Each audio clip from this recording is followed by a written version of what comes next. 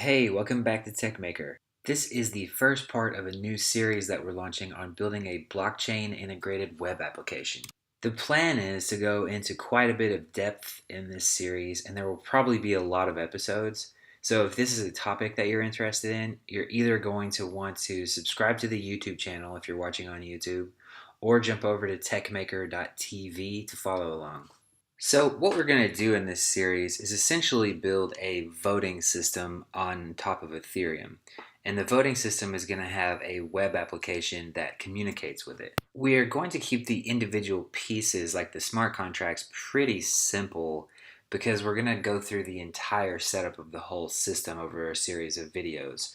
And I don't want to get super bogged down in complex logic. I really want to just show you how all the different pieces fit together, and then we'll have different series that expand into more complex smart contracts or web application aspects of things. The first tool that we're going to need to use is something called Truffle. And if you're not familiar with it, as it says right here, Truffle is the most popular development framework for Ethereum.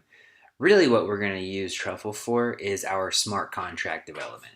On that point, when you talk about the architecture, or when we talk about the architecture of this overall system, the smart contracts will live on the blockchain and won't really be directly connected in any way to the application.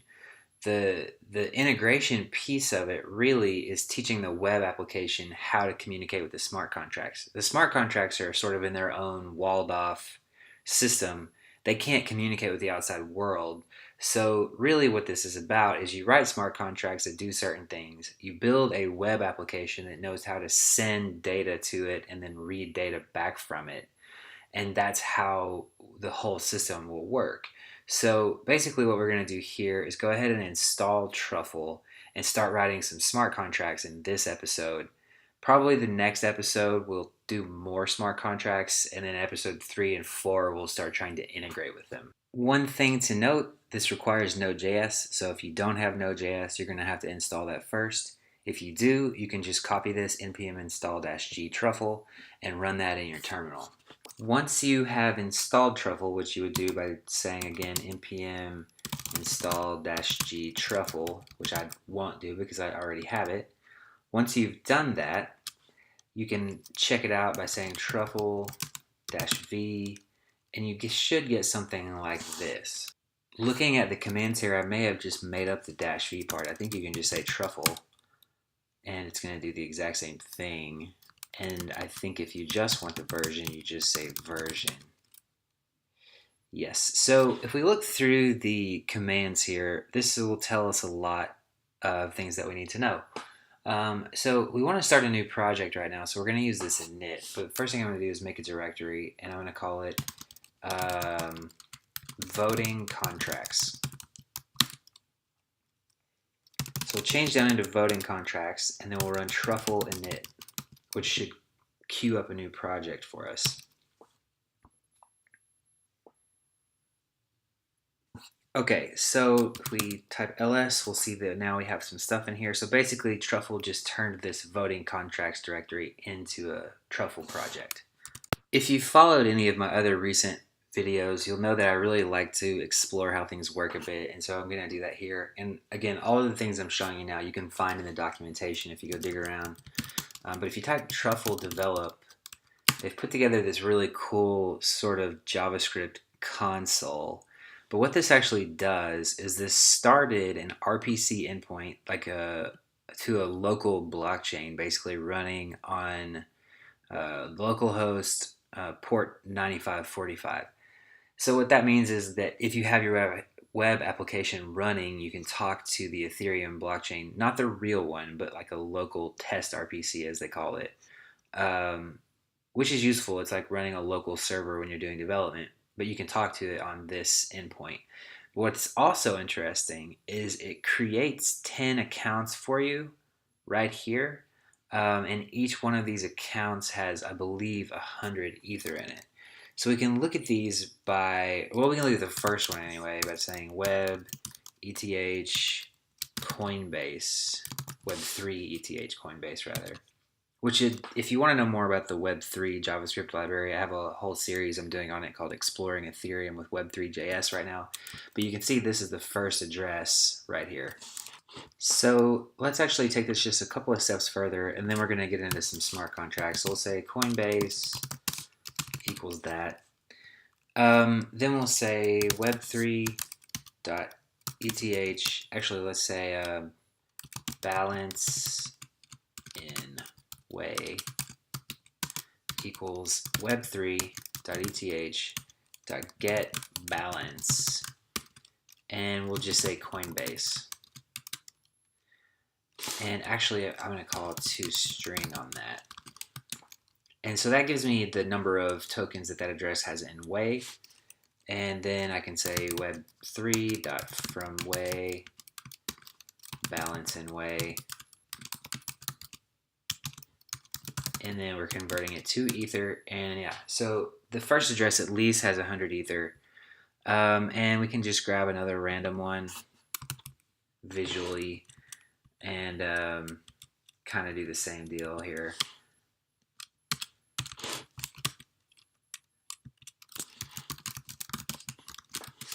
And it's the same thing. So I think all of those addresses probably just start off with 100 Ether in them. So getting out of this is the same as getting out of a node console. You just hit Control-C twice. And the next thing I want to look at is you have something called Truffle test. And this is where we're going to be doing quite a bit of work. If we run this is going to run any tests that we've created to run against our smart contracts. And right now there aren't any, so it should show like a green passing 0. Yeah. From here, we're going to go ahead and open up the code base. So if I call, in my computer, I have Atom set up and I have this set up, so I can just say Atom dot, and it's going to open up the code base in that directory. Once you get the code open, you should see there's 3 directories inside of our voting contracts directory. So we have contracts, which just has this migrations.solidity, which you don't need to worry about really right now. There's a migrations JavaScript, and there's an empty test folder. So the first thing that I want to do is create a new file in the test directory. We're going to do this in a very TDD fashion, which is typically how I work with smart contracts. So let's call this, we're going to call this voter registration.js. Okay, so to get this going, we need to import our supposed smart contract. Now this doesn't exist yet, so this will be our first test in a sort of way. So we'll say const voter registration equals artifacts dot require voter registration dot sol. So I'm rearranging my screen a little bit because I realize I need to run some tests. I think it might be useful to have it side by side. Leave a comment if this is too small or if it looks good or whatever. Looks fine for me on my screen. If it's tiny for you, let me know. But what we need to do now is say truffle test.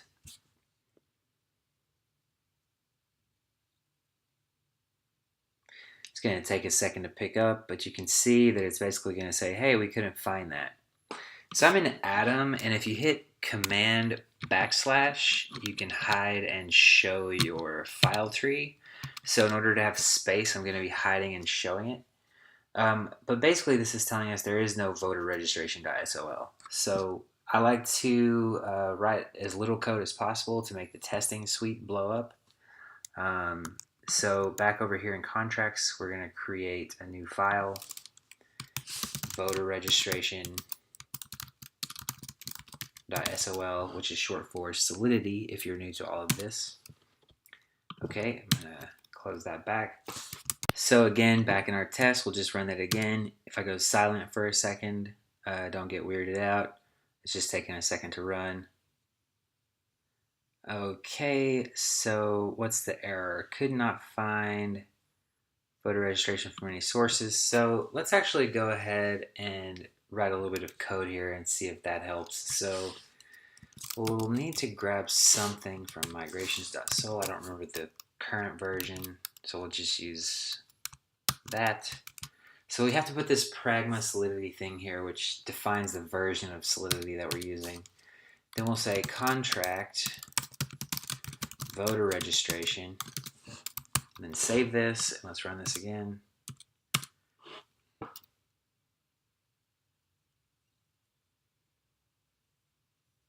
That is slow. Okay, so now we're compiling at least, so congratulations, you just wrote your first smart contract. Okay, so on to the next thing. So in our test again, we're going to say contract voter registration, async accounts, and that's it. So basically what we're doing here is we're setting up a test for the voter registration contract.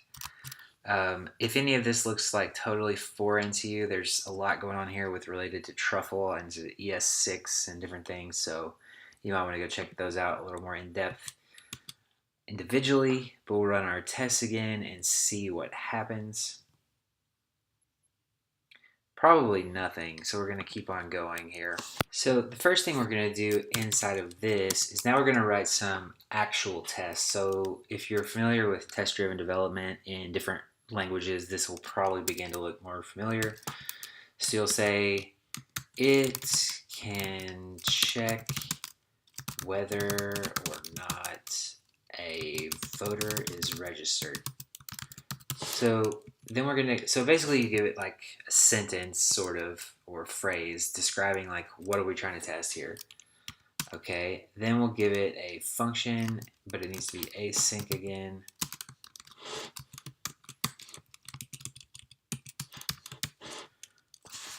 Okay, so I think I need to write one more line of code before it's going to blow up. And what we're going to do is we need to actually load the actual contract code. So we'll say like voter registration, lowercase v, equals await voter registration dot deployed.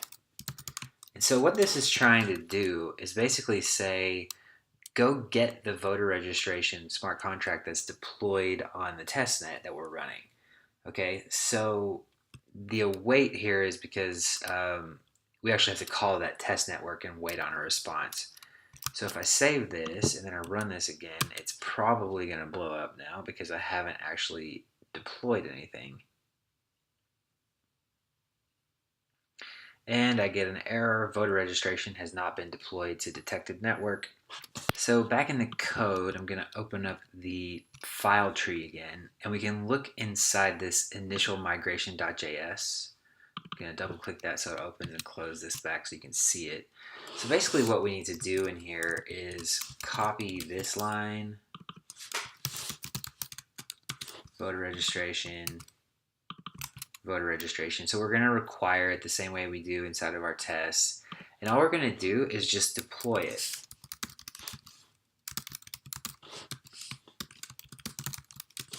So basically what this does is every time the test suite runs, this thing kicks up and deploys our contracts to the network. And you can actually do this from inside the test if you're going to load it up with specific parameters and test like, okay, if I create the contract with this set of parameters versus this set of parameters, what happens? But in our case, we really don't care about that yet. We just want one. So we're going to go ahead and stick it in here for the moment. So now if I run my tests again, it should turn out something different. Probably just green 0. Well, I guess now that we have a test, I have 1 passing, even though I'm not asserting anything yet. Okay, cool. So let's move on to the next thing. Okay, I'm going to have to speed this up a little bit so this video doesn't get crazy long, but I'm going to say let unregistered voter equal await voter registration. Oh wait, no, that's not what I'm doing. Let's say accounts 0. So what the accounts are is that list of 10 addresses we saw when we started the test RPC. So we run the test. I think in the background it's queuing up a test RPC to run against, and it loads 10 accounts. So when we call this contract thing and it's loading the accounts, we have those 10 accounts accessible to us. So this is just an address. So we'll have an unregistered voter, which is an Ethereum address, which we own in our test RPC. And then we will say let is registered. I think that's a decent variable name, equal voter registration. So again, it's the deployed contract dot is registered, and then we'll pass in unregistered voter. So that should be false.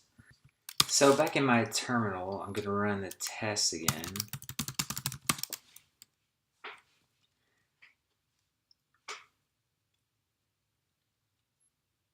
And we should get something saying, yes, isRegistered is not a function. So we're going to come back over here and say function is registered. And we'll run the test one more time.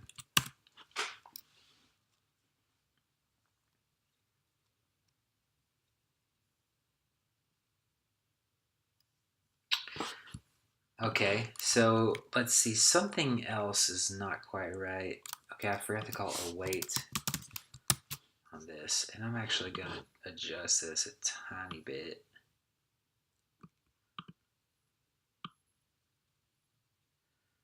Yeah, okay, so let's run that one more time, make sure that that still works the way that we think.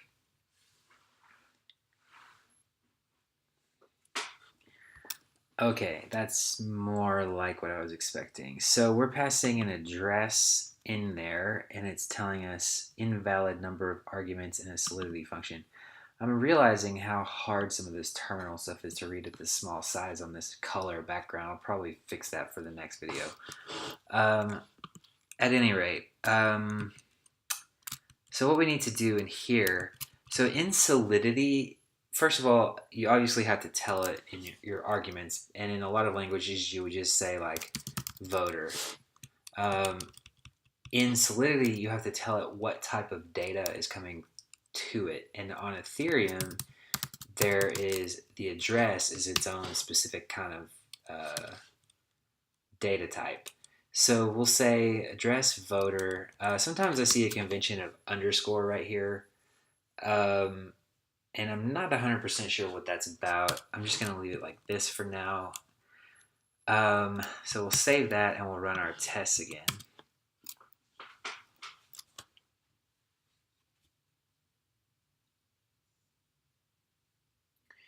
Okay, so it says we're passing again. We got some warnings, which we'll clean up in a minute.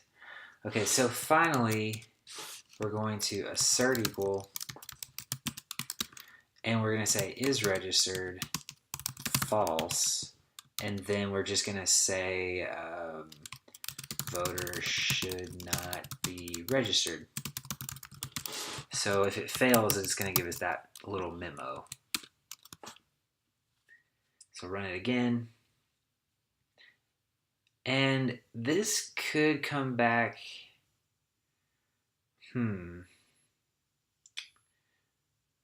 let's see, voter should not be registered, expected object transaction receipt. Okay, so what's happening now is we're not actually returning anything from our function. So I'm gonna add a returns bool here. So this is just telling in the function declaration that we're expecting it to return a boolean.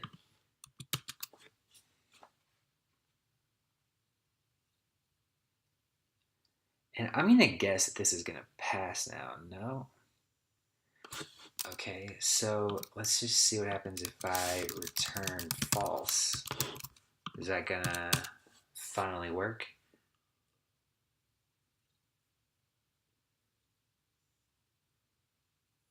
Nope. What am I doing wrong? Okay, so I think back in the test, oh, maybe this is what it is. So I think you have to call, when you read data back from the blockchain, like from a function, you have to run it like this, and I guess I'm just gonna try to, not that one. I hope that's not crazy small. Just want to keep everything on one line for the moment. Okay, so basically, you have a function is registered, and we're going to call it passing in one argument. So we'll do that. And I think my understanding is that this dot call basically says, I'm listening for the response back, because you can actually run the function without the call, but like you don't get a response back. And I think that's what we were dealing with a second ago. Okay, so now I have a curious thing I want to try here, which is just, do I actually need the return false once I've declared the bool thing? Nope, you don't. At any rate, I'm going to leave that there for clarity, because right now we're not actually doing anything yet. We're just saying like nobody's registered. I'm going to clean up some of these warnings. So what it's telling me is I can call this public because it's a public function. And it's also telling me I have an unused parameter, which I'm going to deal with in a minute. Let's see, function mutability state can be, I'm just going to leave it public, and we're not going to run it again because it takes too long. But we will in a second. So we're going to now queue up another voter here. We're going to say let registered voter equal accounts 1. We're going to say await voter registration dot register registered voter, and we're going to say let is registered equal, and I'm going to be lazy and grab all of that and just take away the un, and I'm going to make that assert equal is registered true, voter should be registered. Okay, so let's run this now, and let's let it tell us what to do.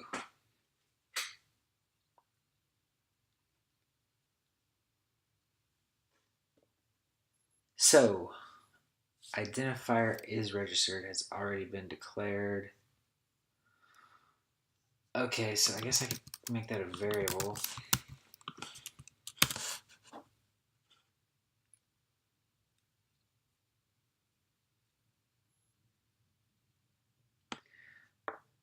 Okay, voter registration dot register is not a function, so we need to make that a function.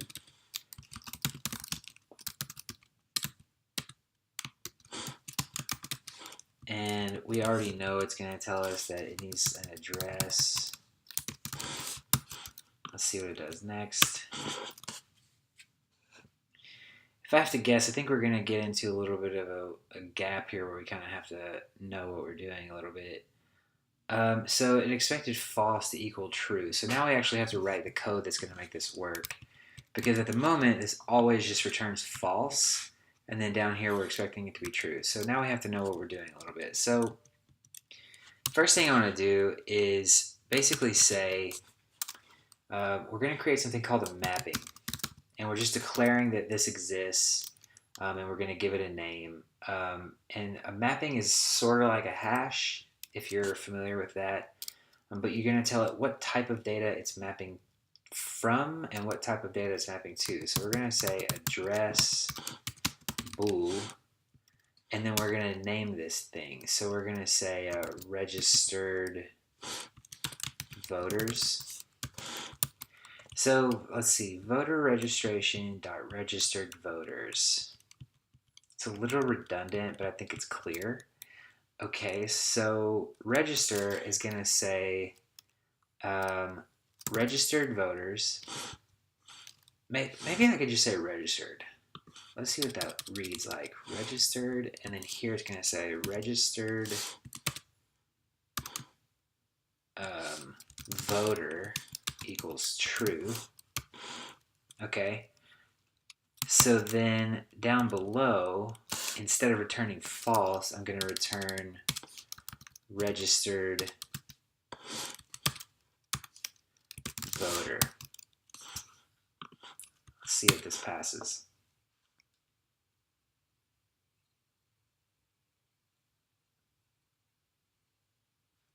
Okay, So before we deal with these warnings, let's take a look at what's happening here. So we have this sort of hash type thing. And then what we're doing when we set register is we're passing in an address of a particular voter. And then we're saying, okay, inside of this data structure, if you look up this address, the value is true. Okay, so the value of this address in this data structure is true. If you're in like Ruby or something, you might be used to seeing something like, address true, and that would be a hash where maybe the address is like actually a string, like 0x45, whatever.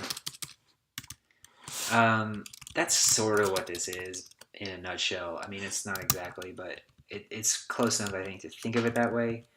Um, but essentially, we said that, and then down here, it's just reading the value of the address and checking, is it true or not?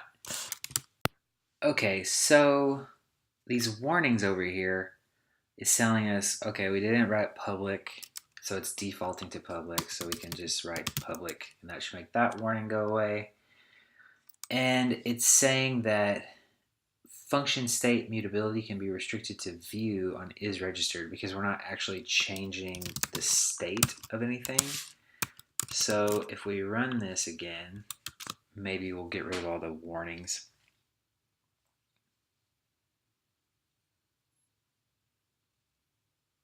Okay, cool. So this smart contract is very simple, but it is a fully functional smart contract with tests, and now you probably have a decent sense of like how to run through this TDD process with this, which is really what I was going for. In the next episodes, I say episodes because it could be two, but it may be one.